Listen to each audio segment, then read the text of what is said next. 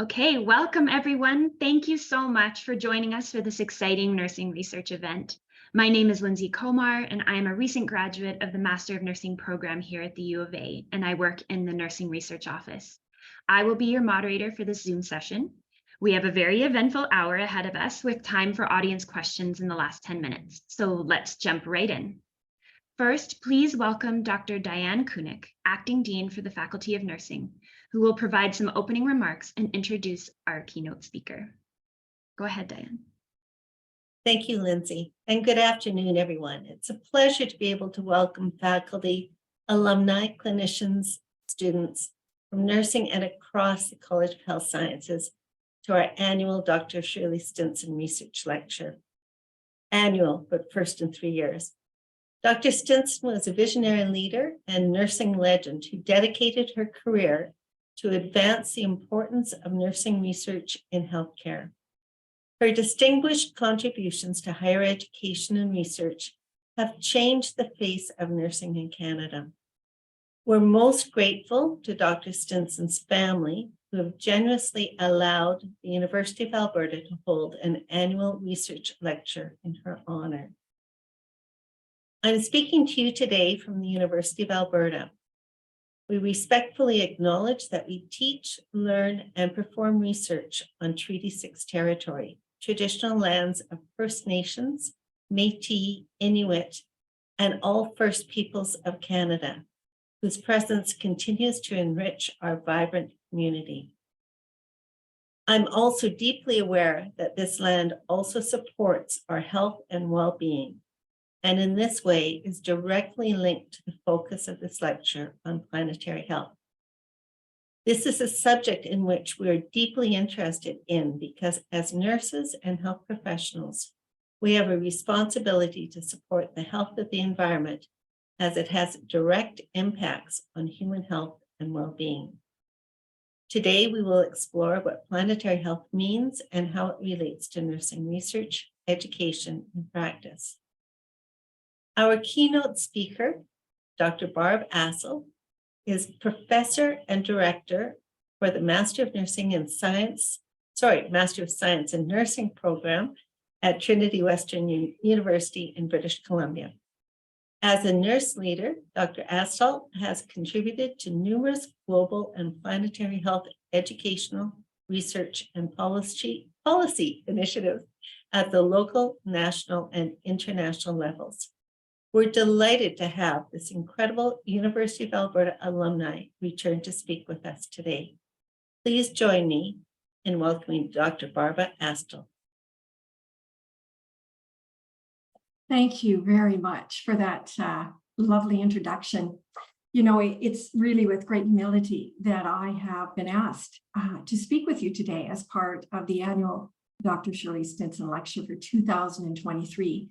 Acknowledging the amazing contributions that she fostered for nursing in Canada and globally. The title of my presentation, as you'll see on the screen, Planetary Health and Sustainability, a Transdisciplinary Approach. And I will really be focusing on all those different concepts throughout this presentation.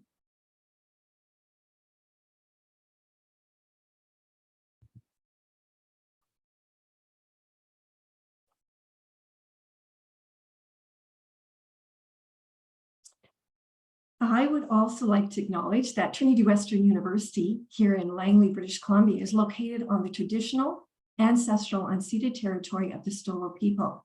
And I'm grateful to work alongside my students and colleagues on these lands. From the outset, while I wholeheartedly support the sustainability paradigm, as stated in the title of my presentation, I would argue that if equity is not at the center of how we take action, then we are in danger of jeopardizing future generations and those who are structurally vulnerable, locally and globally. Essentially, at the core of planetary health is attention in attaining what we call the just transition between the present and future needs. Therefore, I would emphasize that we develop and create and be innovative of other solutions, such as, for example, economic models that do not lead to environmental degradation that will impact the health and well-being of disadvantaged populations and future generations. There is a call now for a political shift, which I will expound on towards the end of this presentation in terms of moving forward and a highlight together. Well, I will describe some examples of some what can appear to be devastating or catastrophic effects occurring while trying to decrease carbon emissions for safeguarding both human health and the natural system. It is important to provide a balanced perspective. The focus of my presentation, I've divided into 3 particular points in time, similar to a timeline. It's since my initial introduction to planetary health movement. So I'm going to talk about my journey, and I think that's really important to situate myself as a nurse in the health discipline.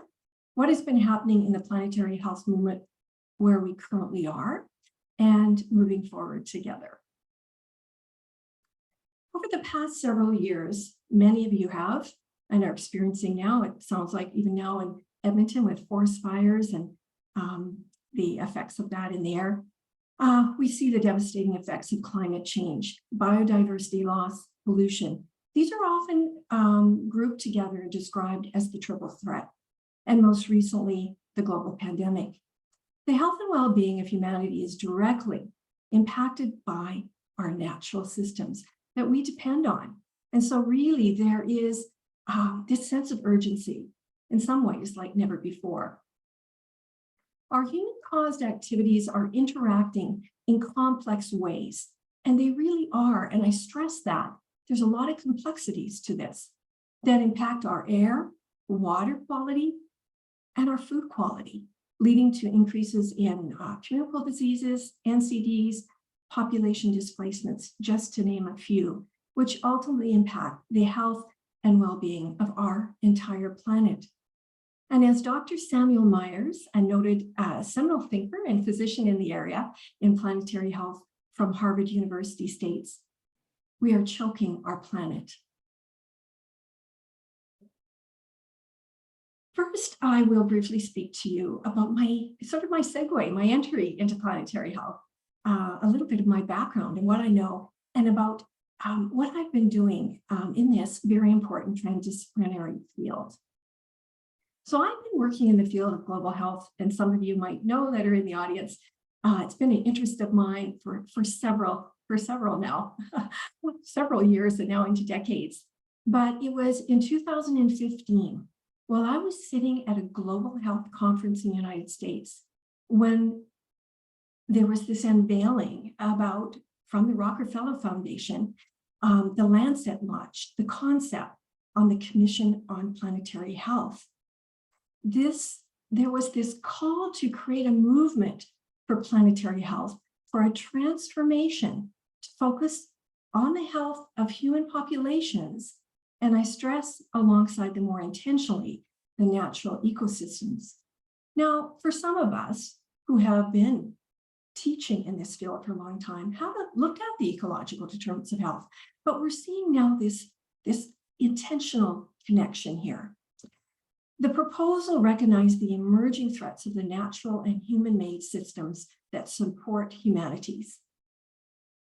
So when you look at this definition here, and I'm going to read it, the achievement of the highest attainable standard of health, well-being, and equity worldwide through judicious attention to the human systems, political, economic, and social, that shape the future of humanity and the Earth's natural systems that define the safe environmental limits within which humanity can flourish.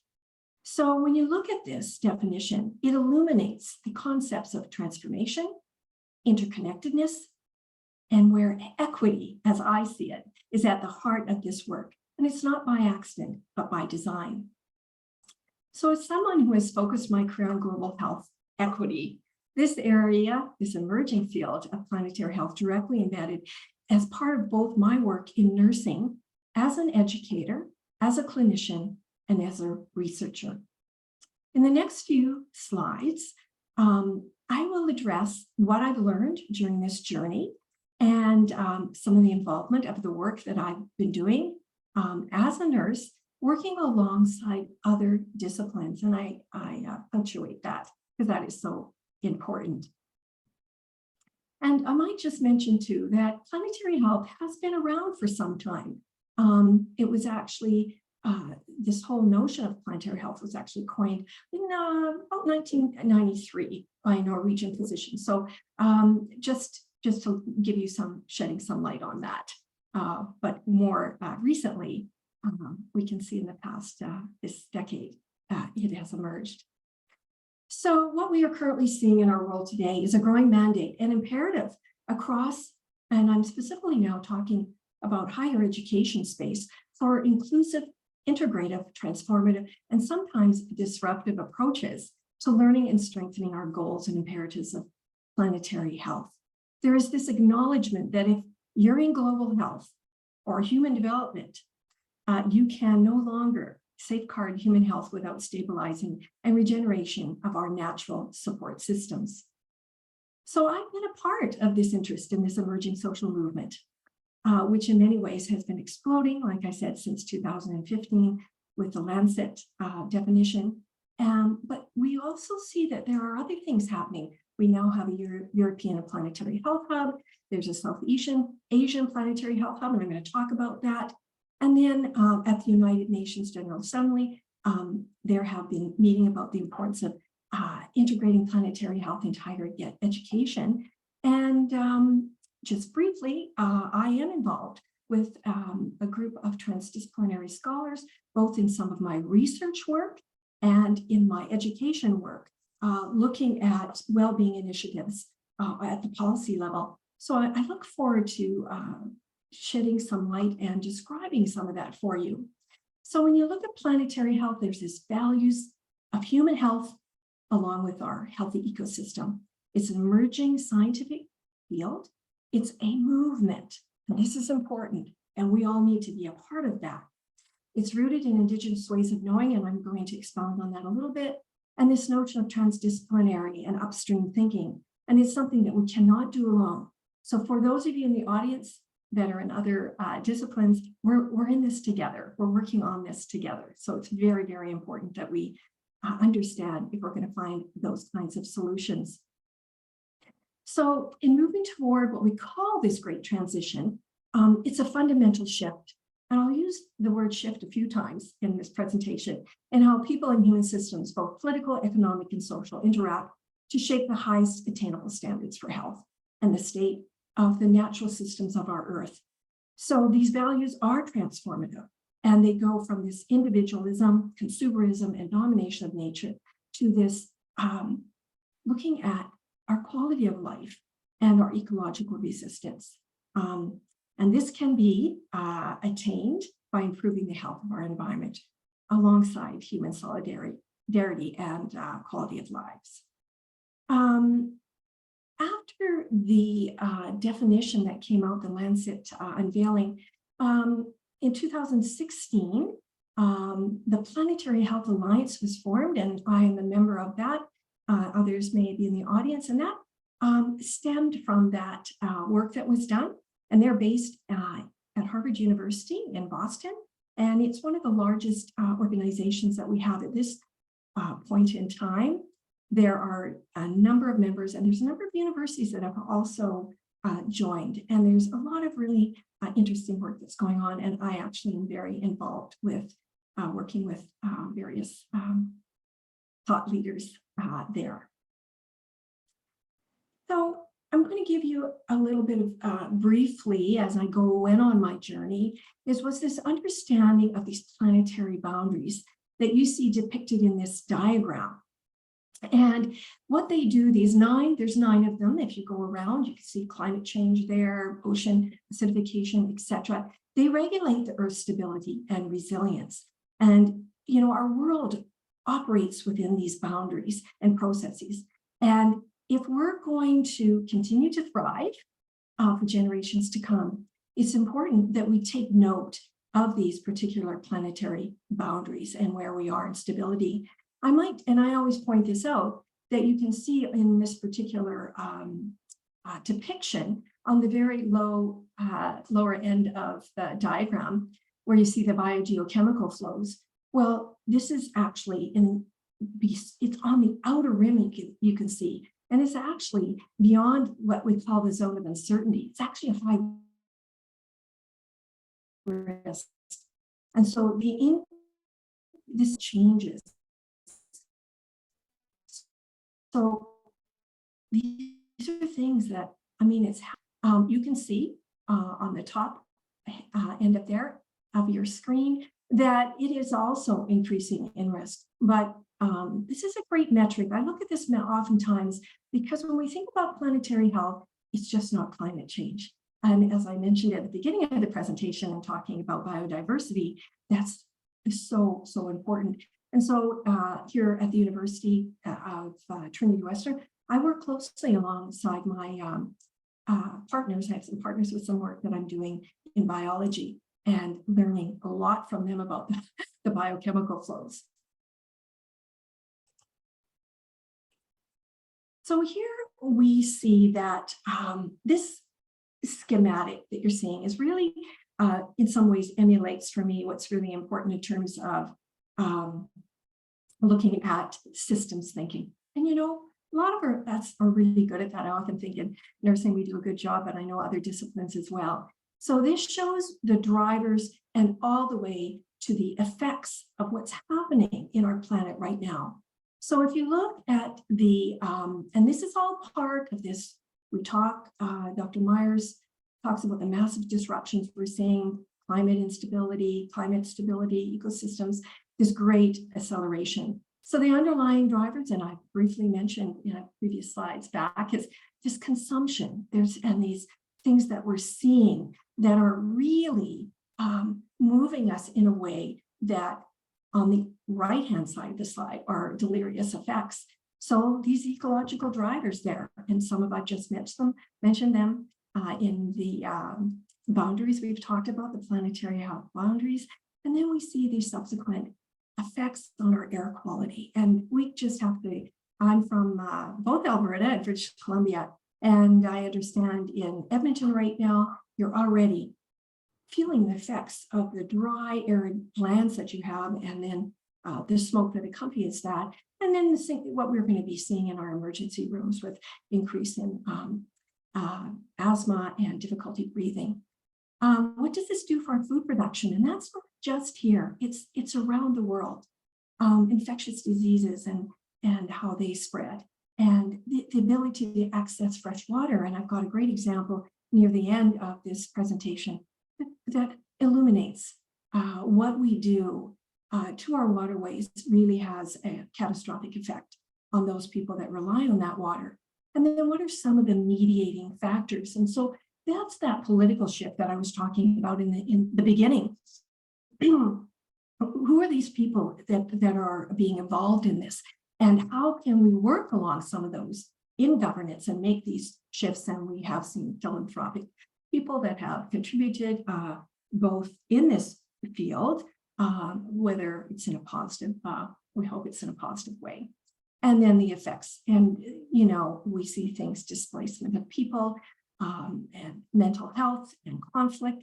And even when we think about our current war in the Ukraine, I often say this to my students, that there's a lot of displacement there. And so their access to what they need war just disrupts not only the land, but also the people that are living off of that land.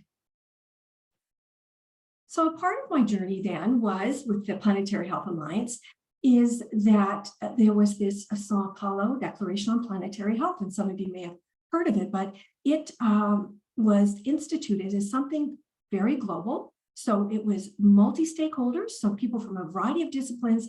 This was this call to action to co-create a global planetary health community. And I stress that because that's important for the work that I'm going to show you briefly in some educational work I've been involved. It outlines the actions necessary for us to achieve what I just spoke about, the great transition, a just transformation to the world that will continue, hopefully, to optimize the well-being of all people and the planet.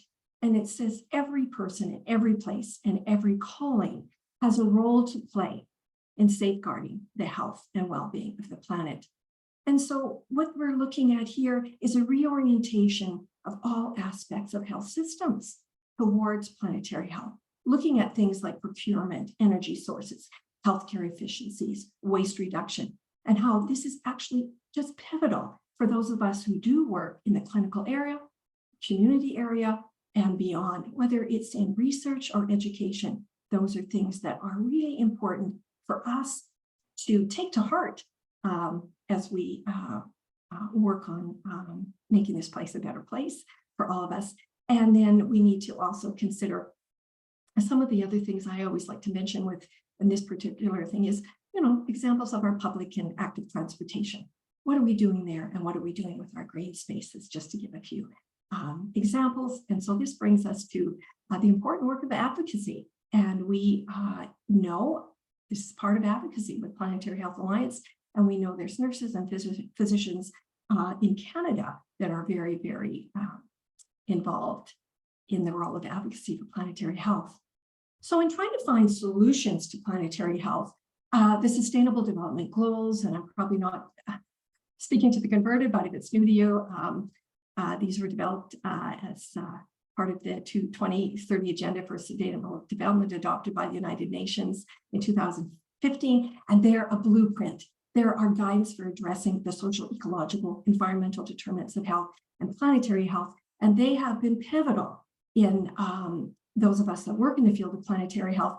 And, when they first came out, you could see SDG number 3, good health and well-being. But if you look at each one of these 17 SDGs and the accompanying subsets, they really, really align themselves important with the work that we're doing in planetary health. So in continuing this journey, this brings me to an important part of some of the work that I've been involved in planetary health education. So in 2019, I was invited to be a part of a group of educators, clinicians, and researchers from a variety of disciplines. So there was nursing, there was medicine, veterinary medicine, there were some students, a variety of people from both the global north, and I use that in quotations, and global south, to selectively collaborate on the development of what we ended up calling, and you'll see that on the left-hand side of your screen, the Planetary Health Education Framework. And the reason behind that, there was a group of us who were saying, okay, well, we've got this, we're talking about planetary health. We need something, we need some sort of tool towards working towards the achievement of the SDGs and also the Intergovernmental Science Policy Platform on Biodiversity and Ecosystems, which some of you may know. And so this was the response to this necessary transformation of human systems. So I'm not going to go through every domain and what this all means, but I will briefly allude to them because that's not the purpose of this talk, but just to let you know that when you look at the right-hand side, this framework considers 5 foundational domains that we as a group feel that are the essence of planetary health values, knowledge, and practice. And what you'll see in the very center is this interconnection with nature. And this is what we call about fostering compassion for the planet through the recognition of the personal, cognitive, social, and emotional aspects of the education process, which we think is central to this. So in this sense of connection, there's looking at this integrative way that we've designed it in terms of looking at the co-emergence and co-benefits, not only of individuals, communities of our planet, but the importance of the consideration, when I say interdiscipline, Indigenous people that teach us this deep connection to the interconnectedness with nature. And so Dr. Nicole Redfers, some of you may know her, and I work with her a lot. She really spoke into that. So that's in the center, and I'll tell you more about how we put this together. Then there's the Anthropocene and health. The third domain is the movement building and systems change. The fourth is systems thinking and complexity. And then central to this framework as well is equity and social justice. which is founded on the rights of humans and the rights of nature. So giving all human populations, ecosystems, present and future, the opportunity to attain their full vitality. And this is so important in terms of looking at how do we eliminate systemic disparities so that no population carries the disproportionate burdens of environmental and health impacts while others are able to thrive. And so on the outside of the circle, you see the anthropogenic changes at a planetary scale, which I've briefly spoken about, this coming in at the bottom, the global agenda and priorities, then moving in the local socioeconomic, cultural, environmental conditions, and then we see the local learnings as well within these domains. So these domains, think of this as a intertwined rope. So that's talking about they're all interconnected. So it's not clear on this particular diagram, and sometimes I'm asked that. So I always try to ensure that everyone knows that when we develop this, we wanted that they are all interconnected. They're all very important. And I'd also say that it's not prescriptive in nature. So how we decided very intentionally that we wouldn't develop specific competencies for them like we have for the global health competency framework that some of you may know about, and I was a part of, but more, how will each discipline take this and how will we work together? And so I just might mention that I've been teaching planetary health in my global health course for 7 years, and have always taught it along an Indigenous scholar. And some people have asked me, you've been teaching it that long, and how did you decide you do that? Well, this hadn't even been developed, but I just felt when I read everything I did and about how, two-eyed seeing, it just made sense to be teaching at that time, it was just one class. And now my whole curriculum is based on the planetary health. So this leads me now. So that's a bit of my journey. I'm involved in a lot of other things, but I just wanted to highlight that. And then here I'm going to talk is where we are.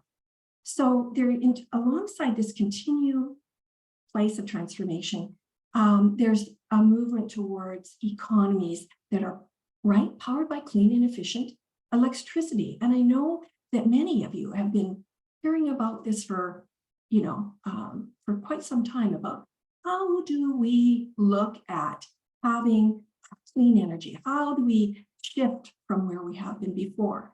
And so I really like this particular slide because it's part of the just transition framework. So on your left hand, we've got what we call the extractive economy.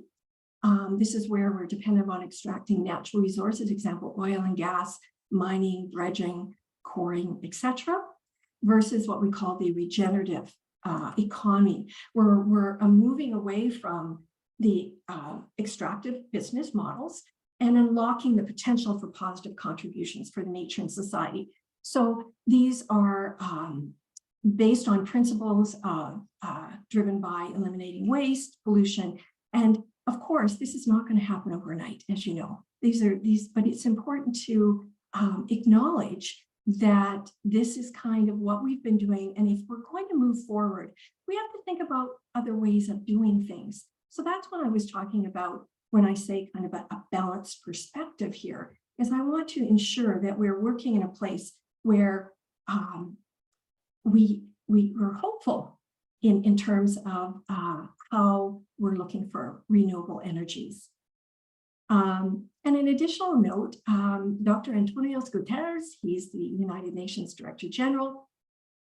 He has been on a global scale, has really pushed us forward in thinking, how do we get to net zero by 2015? And so really looking at leaders, both in the developed, we're all developing, but varying levels of development, to see how we can work towards those targets, but also how we can work with other communities that may not have everything that we have that can work towards this. And we know that there are various places in the world that are still using coal, but there's this movement to how might we phase out the use of coal? Where might we look at other ways of, stopping the extraction of certain oil and gas and reserves that we have, but how can we do that in another way? And so that is something that I like to touch on, but it's beyond the scope of this particular presentation and any other depth. So continuing is, so how do we achieve and climate justice? Another word for this is environmental justice, recognizing that to solve these issues, these environmental discrimination in the world, we have to really look at what is happening, what's affecting the different communities that we're looking at. That climate change, if we look at that specifically, is what is it doing for those of particular social and financial disadvantage? They are actually at the greatest threat for climate change. So we look at climate justice as that kind of recentering and looking at the issue in a way that we can generate positive change. So understand the consequences of climate change so that we can more democratically look at the transformation of what we're seeing. And so, in this, looking at this, I like to bring an example from my own work, understanding the consequences. So in the past, actually 6 years, I've been working closely with an international partnership of countries from Tanzania, South Africa, Ghana, Nigeria, Kenya, the UK, and Canada to prioritize the research gender on albinism, spirituality, and cultural beliefs, practices, and human rights. This partnership is transdisciplinary. It has people from nursing, medicine, psychology, philosophy, sociology, religious studies, political studies, history, legal studies, and intersectoral. So there's academics, medical personnel, civil society actors, and government representation on this group. We're 35 of us and very intentionally chosen and working on how we can work together to prioritize concerns that we have for persons with albinism. And just to let you know that in specifically, I published an article this year that relates to this work. Persons in albinism, depending on where you live, can be ostracized. And so there's have been a big movement to ensure that they have the life that we all like to have as human beings. But one area that we're seeing with this amplification of the climate change, that it's become even more to the forefront, that they also are being disadvantaged when they are unable to, in parts of the world, really access things like sunscreen and proper clothing. So what are the consequences of that? And so we've been looking at that. I've written about it, and so that we can ensure that that's a real clear example of how climate change, as this particular population has been disadvantaged. So we're trying to raise awareness of the risk, not only for them, but for others as well, affected by the heat that we feel and experience outside. That's some great work that I'm doing and really enjoy. The other part we can't dismiss and briefly is the involvement of women leaders. And we know there's evidence to support this. And if we can empower women to be involved in the decision-making process in planetary health, that's also really important. So moving forward, we need to do things differently. Yeah, it's easy to say that, but more than ever, we know that. And this is certainly been amplified by just what we see in our own backyard. But one way we can do this, I think, is in terms of doing things is who do we include at the table, and then what is happening when we're see some of the effects of trying to work positively to other populations. So the inclusion of Indigenous people in the decision making. They have amazing backgrounds in land-based knowledges.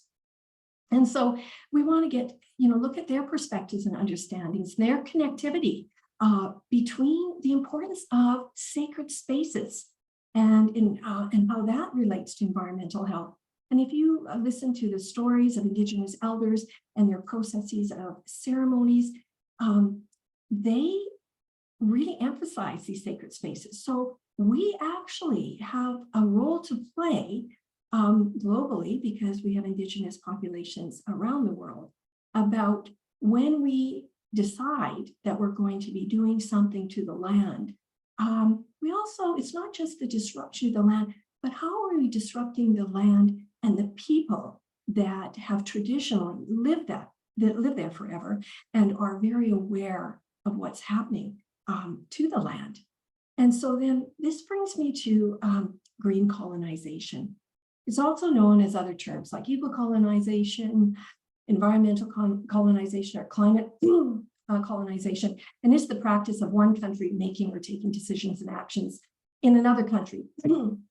And what happens is, under the pretext that it's going to benefit them, and they use their influence, but in many ways it ends up exploiting another. And so you see this unevenness in terms of power dynamics. So the first example here is the Sami Indigenous people in Norway, and they have recently, in the past year, been themselves very concerned about some of the things that are happening on their particular sacred land, which is disrupting their lands that they farm on, for example, where we want to generate renewable resources, and one of them is wind energy. But then where do we place those wind energy? Big, huge windmills. Where do we place those? And who's part of that conversation? And who, at what expense? We know the positive things about wind power and solar power, but then this gets at the complexity again of looking at the local population and really ensuring that we engage with them. And it also then disrupts various patterns for the Sami people in terms of where these windmills were being power generated windmills being located in terms of the grazing of their reindeer. The second example is more recently, and you might have read about this, and I'm reading about all of this every day, it seems. So this I thought was a pretty good example, is this mining that's been happening in Guinea. If you don't know where that is, it's located on the west coast of Africa. And there's been all this mining for bauxite, and it's used in the batteries that power our electric vehicles. And they actually sit on one of the largest bauxite reserves in the world. It's a reddish brown rock, is main source of aluminum. So what's happened there is that it's incredible how we've seen increasing sales of EVs, electrical vehicles, but along that, and that's fantastic. But on the other side is, what is that doing to other places in the world where we're trying to mine for that? Guinea is an extremely poor country and has been a pivotal player in this green energy transition. And so this story has come to light that many that are living in these areas, some of them have lived there forever, and they've lost earnings where they used to farm. And so there's historical ties to the land. And so it's complex. Now, the companies that are doing it have spoken about how they have been working alongside the people, but there's always two sides to every story, right? And the number of people living around there are really paying, in many ways, a steep price for what's happening to their lands in the destruction of the land by bauxite mining. I really like this particular quote, and this is from one of the women that is in that area. And it says, without water, there is no life. And so what happens is the local women say they're used to spend many pleasant hours on the river banks, chatting, fishing, preparing their meals and whatever. But since there's been this expansion in this operation and of bauxite, since around 2018, there's this sediment that has made the water uninhabitable for most fish and undrinkable for humans. So what we see here is that downstream, right? They've been affected by this mining, and it's affected them in many, many ways. And so this is just another, just want to illuminate that I think it's really important that we think about what we're doing with this disruption and who are those people that are living on those particular lands. So moving forward, we're getting to the end here, is so this transition away from fossil fuels, we've been hearing a lot about that and way that we can build out to more clean energy. So how are we going to do this? How do we fight for what I've just talked about, climate justice, green colonization? So some questions that the main one question that we need to ask is, to have an equitable world for all of us to live in, how do we create the new energy economy? Who will lead the new energy economy? Who will own and who will work in the new energy? And then we look at things like the policy and action. And I really think this is really important because we have to look at new energy solutions. And in this thing, we've got looking at evidence-based decision, and there's lots of work going on that. The importance of the transdisciplinary approach, which is the whole thesis of this talk, that we cannot do this in silos, that we need to do this together. And you can see that we're already doing some of this together, which is fantastic. And the Planetary Health Alliance, if you don't know much about it, please have a look at the website, includes so many partners from all over the world in this work. So it's not just situated in one place. And I think that's important because not everybody even understands what planetary health is or what is that word. So we can't be naive about that as well. So engaging with our local communities and a range of stakeholders. And then I'm just going to mention a few things briefly here. There's the Sunway Center for Planetary Health, that's at the University of Malaysia. They started in 2021, and they developed this center. And it's really, really quite incredible what they're doing there in terms of looking at education, research, and public engagement. And currently, they have put into action, it's called a Planetary Action Plan. So pretty remarkable. And they're hoping to, that will disseminate throughout their region in South Asia.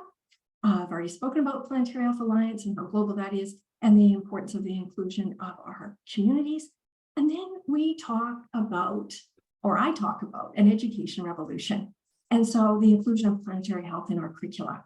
And so just a couple of things is that in our Canadian Association of Schools of Nursing National Framework, planetary health was added to the framework in 2022. So that is a nod by our national nursing, that particular educational nursing association of the importance of planetary health. And then just this past month, the Academic Health Institution Declaration on Planetary Health, that was unveiled at the Congress on Academic Medicine. It's called ICAM, and I actually supported that as well, and the importance that that be implemented in medical curriculum. So that's just a couple of more recent examples of where we're going here relatively in Canada.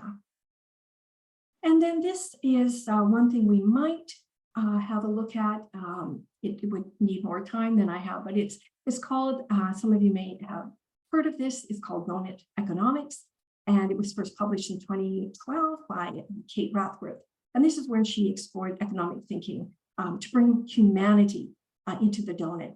And so what you're seeing, it's got these concentric circles where there's this, on the outside, you can see the planetary boundaries, which I already spoke about, and then social foundation to ensure that no one is left falling apart. And so you can see if we can do this in these particular boundaries, planetary ecological ceiling, and we've got this notion of creating this safe and just space for humanity and regenerative and distributive economy.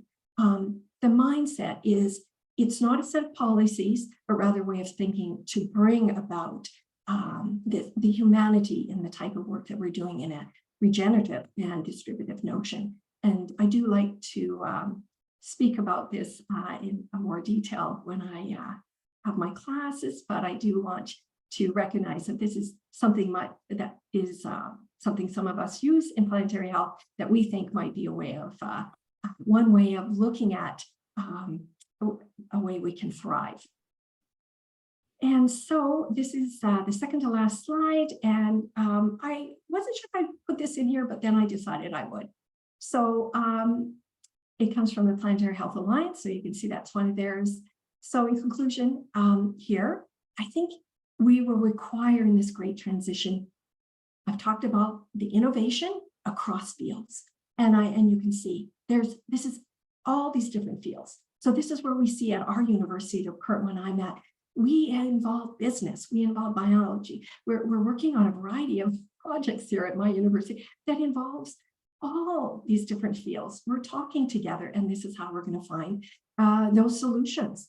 But also keeping in mind what those solutions, what the impact is on those solutions for those that we're really caring for and for their well-being. And then on the other side, the collaboration. And I like to also highlight here that beyond the health sciences, we have our and Indigenous communities, we have the arts and humanities, education, faith leaders, just to mention a few. So in conclusion, I hope that this has enlightened you a little bit about where I've been on my journey in planetary health as a nurse, but alongside other disciplines, some of the work we're doing. There's a lot of other exciting work that is going on. And so this is a quote I wrote last year. I passionately believe in the importance of working alongside my students, colleagues, and partners in order that we learn together, evolve, and move forward in achieving health equity in global health and the emerging field of planetary health. I think that it is imperative that we have a shared understanding of the indispensable interconnectedness of human health to the health of the planet. Thank you very much. Thank you so much for that fantastic presentation, Dr. Astle. I'm really looking forward to the questions and discussion that we get to have in the last 10 minutes of the presentation. So we will now have two short supporting presentations from U of A nursing students and alumni who are working to promote planetary health. In the interest of time, these presentations were pre-recorded. So first, let's meet Laura Reiferscheid, a PhD student in the Faculty of Nursing, and my partner is the Alberta co-representative for the Canadian Association of Nurses for the Environment. She is also my fellow member for the Canadian Association of Schools of Nursing Planetary Health Interest Group that Dr. Astle just mentioned. Laura and I had a conversation about some exciting things that are happening in planetary health education. I'm just going to share my screen and it'll just take me 1 second.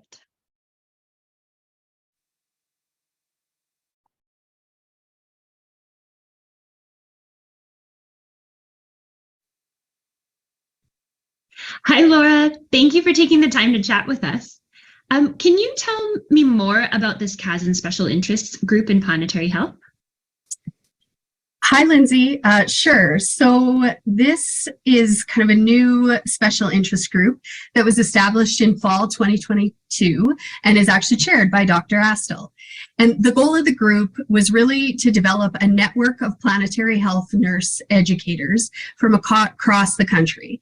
So this year, this initial year, we focused on developing and distributing a survey to determine whether and how planetary health concepts are currently being integrated into Canadian schools of nursing.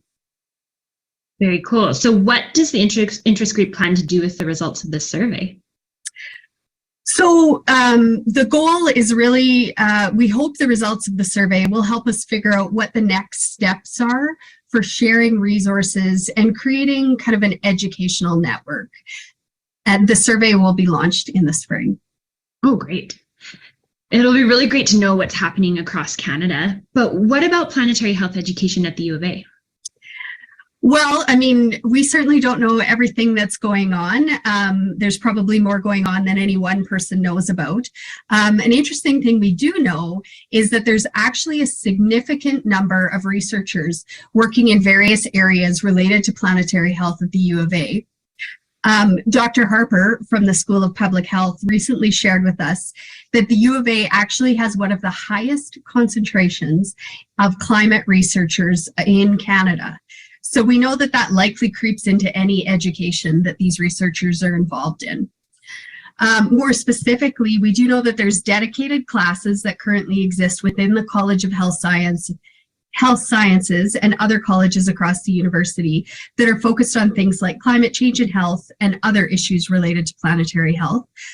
For example, in the School of Public Health, Dr. Harper and her colleagues have worked to develop a graduate embedded certificate in climate change and health. And that is open to all graduate students who are interested in getting some really focused learning on this topic. So that's great to know what's happening in the university in general, but what about planetary health education in the Faculty of Nursing?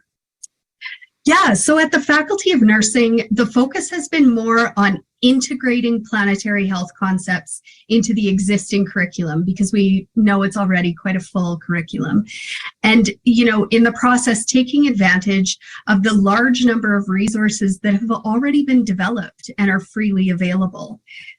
The planetary health education framework that Dr. Astle talked about has been a great foundation for this, as the concepts blend really well with areas already embedded in the nursing curriculum, like systems thinking, the importance of diverse ways of knowing, etc.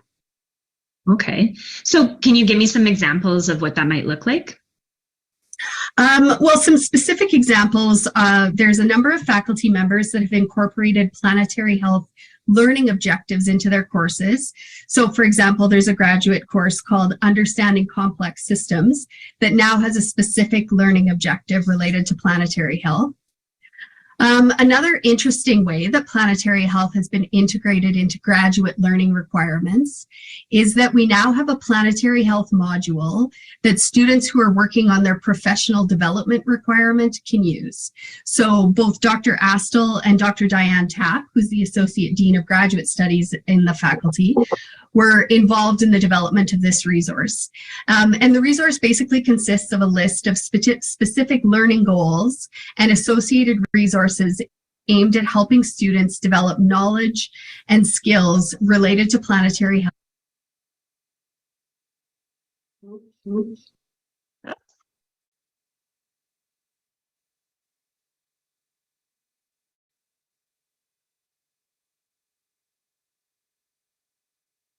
Sorry about that, everybody. I'm not sure what happened. Perhaps what we should do, just because I think my internet is having some issues, is move on to some questions for Dr. Barb Astle, and I'll see if I can get the last video queued up. Does anybody have anything that they would like to ask?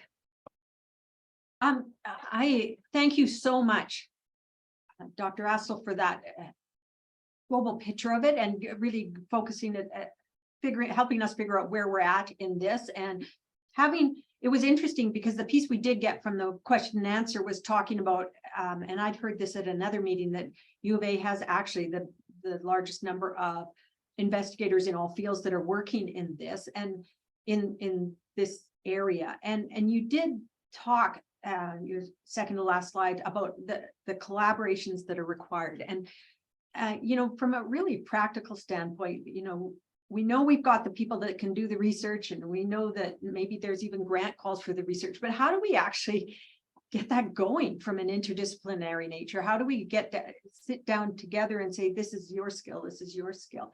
You know, recognizing that, you know, what the academic, the typical academic picture of getting grants is.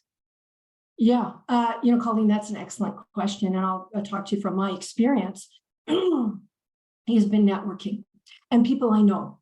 So when I put together for me, so I'll give my example and then how this might help you is it's when I put teams together, and depending on what it is, I guess also because I am connected with quite a few people in the academy. So I know some of those people at U of A, so I can tap on them.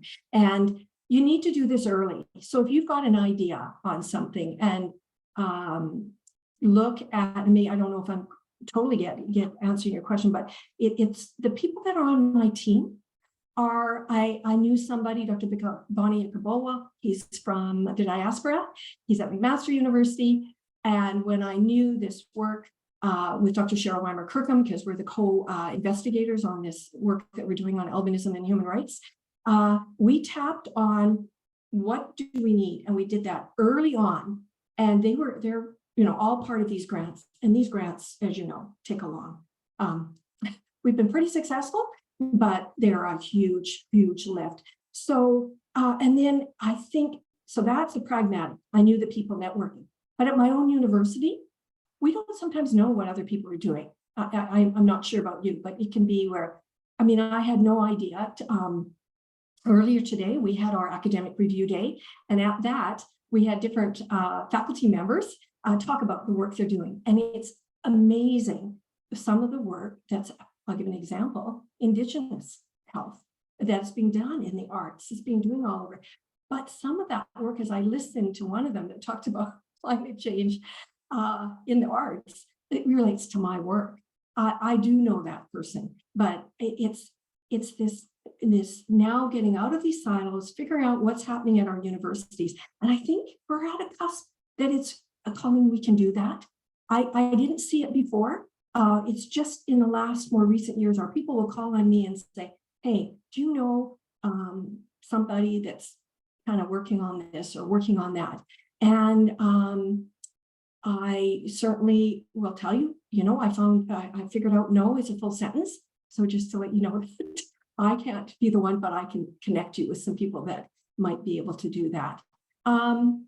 I also think it's being clear about what it is that you want to do. So we know in nursing that there's certain areas that maybe don't even require maybe other people outside to work alongside. But more often than not, I would argue that we are seeing with our research groups that we do need this broad perspective. And some of us have done that. I know some of you at U of A, well, I do quite well in some of the work you've done. But I think it's this networking. Also, I have been part of the global health community, again, for a number of years. So that has also connected me with different disciplines. So I'll just give, for example, there's a number of things I'm on, and some of them Lindsay and the others know that I'm the only nurse there. So why is that? Well, there could be various reasons, but I am seeing more nurses being brought to those tables too.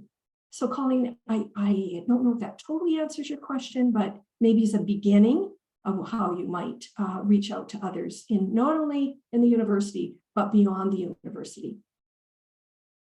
Yeah, and I think really what it says is that if it is a strategic direction for research, then we actually have to start putting out a call to say, even before the calls come in for the grants, that we need to get together, right? Like we're setting up whoever is doing it at the university, regardless of what faculty you're in, let's get together and figure out what those connections are, right? And it's a good point, because the last grant that I did with CIHR grant that Cheryl and I got, we started on that a year and a half before. Who else do we want to add? And so those relationships are pivotal, right? And we have been very fortunate that we are able to, because we're experienced researchers, run really, really massive research teams now, and we're able to do that well. But we look at what's out there and we start getting together, and I'll say, who do you know? What do you know? And that kind of thing, and including our students. Yeah. So important. I'm looking at Lindsay and Laura. It's been such a pleasure. You've got some real gems there. Well, my heart is, I love U of A. I always have, but you've got some great things going on there, and these are the people that are going to keep lifting us forward. Lead the charge. Yeah, for sure. You betcha, Colleen. You betcha, for sure. Thank you, Rob. That's so kind. We were going to end that video basically by saying, if anyone here or anyone would like to connect with students and researchers working in planetary health across in this Faculty of Nursing, across the College of Health Sciences, or at the U of A, or even across Canada, because we've got kind of a big network that we're growing here, please email me at daggett@ualberta.ca. We're kind of working to sort of create a place where everyone can connect together and start working on planetary health education and action and research and coordinate our work. So unfortunately, I think we're kind of out of time for our very last presentation. It was going to be about a planetary health toolkit for nurses to start incorporating planetary health concepts into clinical practice. So when we send out all the information, the follow-up to this presentation, I will make sure to send those videos and the slides and everything in case anybody wants to look at those things. An hour is so short for all these things. So I just want to say a very, very special thank you to Dr. Astle for sharing her incredible work with us. And thank you all so much for joining us. It's been a pleasure to talk about my very favorite topic for a whole hour. So if anybody has any further questions, I'll stay here for a few more minutes, but otherwise I will sign off and say thank you so much. Thank you so much, Lindsay, for all your organizing. Outstanding. And thank you so much, Dr. Astle. Yeah, thank you. Thank you as well.